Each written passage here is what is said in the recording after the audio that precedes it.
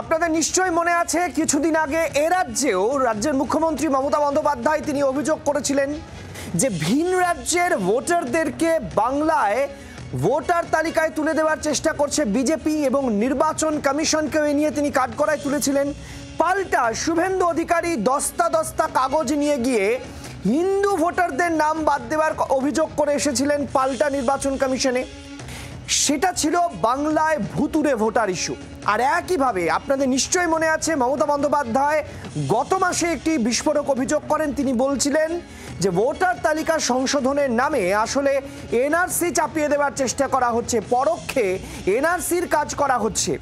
এই অভিযোগ নিয়ে আমরা দেখেছি তৃণমূল কংগ্রেস দিল্লিতে সাংবাদিক বৈঠক করে। সেখানে আমরা দেখি যে তৃণমূলের 2 সাংসদ তারা সাংবাদিক বৈঠক করে বলেন যে এনডিএ শিবির তারা এই কাজটি করার চেষ্টা করছে, বিজেপি করছে, তার পাল্টা ইন্ডিয়া শিবির তারা রাস্তায় নামবেন। সুদীপ রাহা আমাদের সঙ্গে এই মুহূর্তে রয়েছেন, তৃণমূল কংগ্রেস নেতা সুদীপ রাহা।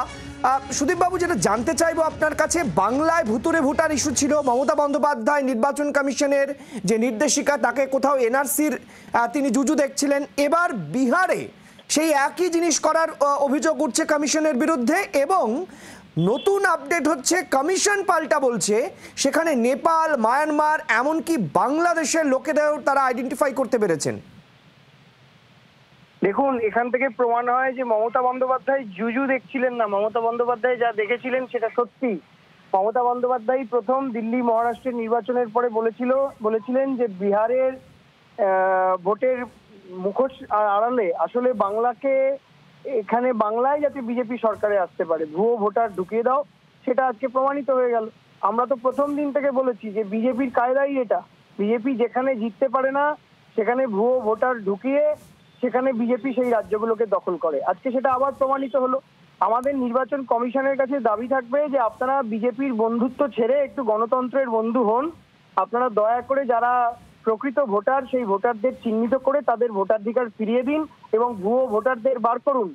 আজকে এখান থেকে এটা প্রমাণিত সত্য যে বিজেপি সারা দেশে ক্ষমতায় টিকে আছে শুধু ভুয়ো ভোটার ঢুকিয়ে, এবং তৃণমূল কংগ্রেসই প্রথম, মমতা বন্দ্যোপাধ্যায় প্রথম সারা দেশের মধ্যে যিনি এই বিষয়টাকে রেজ করেছেন। কিন্তু সুদীপ, এতদিন পর্যন্ত আমরা দেখেছিলাম এক রাজ্যের ভোটারকে অন্য রাজ্যে নিয়ে আসার অভিযোগ, যেটা তোমরা করেছিলে এক্ষেত্রে।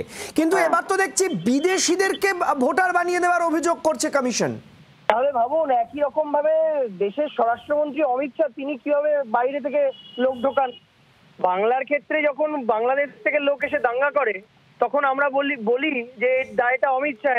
তার মানে নিশ্চয়ই তিনি দেশের নিরাপত্তার ক্ষেত্রে নিরাপত্তার স্বার্থ তিনি রাখতে পারছেন না।